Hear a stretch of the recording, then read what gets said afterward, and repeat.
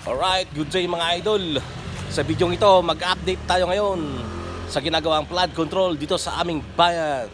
Alright, check it out. Tara, let's go. Alright.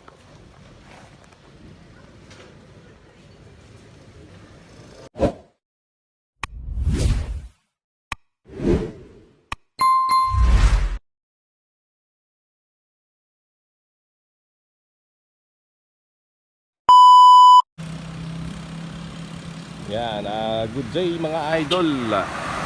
Dito tayo naman muli sa overflow at ating pong titignan ngayon ang update tayo sa flood control project na ginagawa nila dito sa Pampanga River. Yan, nakita po natin makapalang dike mga idol. Yan, kanya po makapalang dike. At bukod doon mga idol, dilagyan pa ng kalsada. Alright, kinompak pa ng pison yan mga idol. Check it out. Yan po ang Pampanga River dito sa Rizal Nueva mga idol. Galing po ng Pantabangan Dam ang tubig na yan. Alright.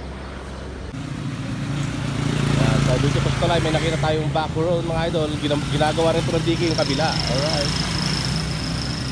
Maraming dumadaan na sasakyan. Yan.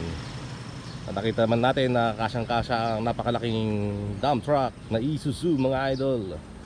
Yan. Yung may mga nakikita tayong mga screen. At may pahingaan din ng ating mga magigiti na construction workers sa baba mga idol.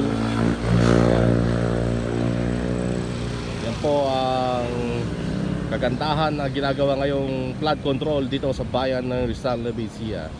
Ang kapal mga idol oh. Sobrang kapal oh. Nakita naman po natin, kitang kita walang daya, matibay mga idol dahil sa kapal ng dike. Alright. At nakikita rin po natin na merong mga imbornal din, pang exhaust siguro mga idol. Alright. Check it out. Yan. Maluwang-luwang na rin po ang kanilang nagawa mga idol. Ayan. Para hindi po bumaha kapag rumagasan tubig dito, ay hindi pupunta sa mga residential area. Check it out. Kabilaan po yan mga idol. Mula po doon hanggang doon. Alright. Tatawid lang tayo mga idol. Maraming sasakyan dumadaan. Baka tayo masagasaan. Isilipin natin itong kabila mga idol. Siyempre. Alright. Ganda ng bako, Volvo. Yan po ang malinis na ilog ng overflow mga idol. At nakita natin doon mga idol, may nag-washing at nag-swimming ng mga bata mga idol. So yun, yan po yung ginawa nilang dike at makapal din mga idol. At compact na compact din ang ginawa nilang kalsada. Makapal po siya mga idol.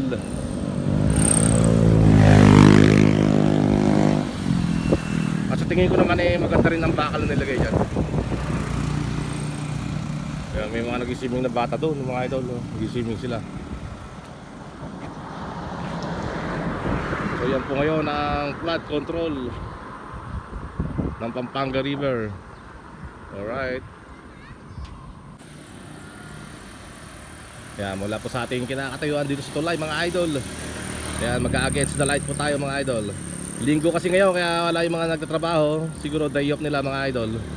Ayan po ang kanilang project na napakaganda mga idol. You know, 360 views, 360 degrees views mga idol. Ayan, pakita po natin. Okay naman. Okay sa alright. Check it out. Dito pala may kainan din, oh, kampingan sa tulay.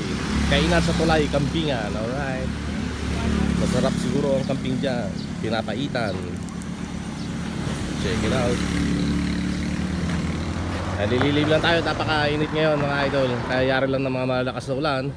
So mainit ngayon. Ayan. Nakita pa natin yung tulay na nadadaanan na ngayon mga idol. Dati bababa to dahil ito ay overflow na tinatawag. So pag tumataas ang level ng ilog ay hindi madaanan ng ibang mga maliliit na sasakyan. Alright. Yan, ganyan na po maganda at kaayos ang ating flood control.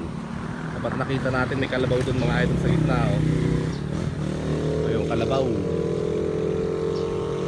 May kalabaw dun mga idol. Ayun o. Alright.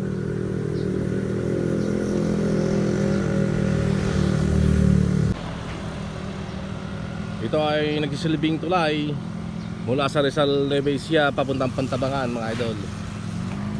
At ito na po ang barangay ng Gandus, Pantabangan. Alright.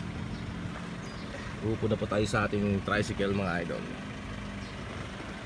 Marami rin po tayo nakitang mga kumain sa kambingan mga idol. Yung maganda yung bako nila, Volvo. Matibay yan mga idol. At maganda ring makina yan. Alright. So ngayon mga idol, dito ka na muna tatapos ng aking vlog at i-update ko kayo pagkayari po ng project nito mga idol. Alright.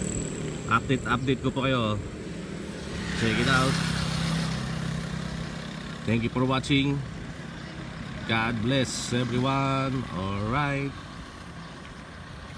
Please subscribe sa mga hindi pa nakasubscribe sa mga idol. Check it out.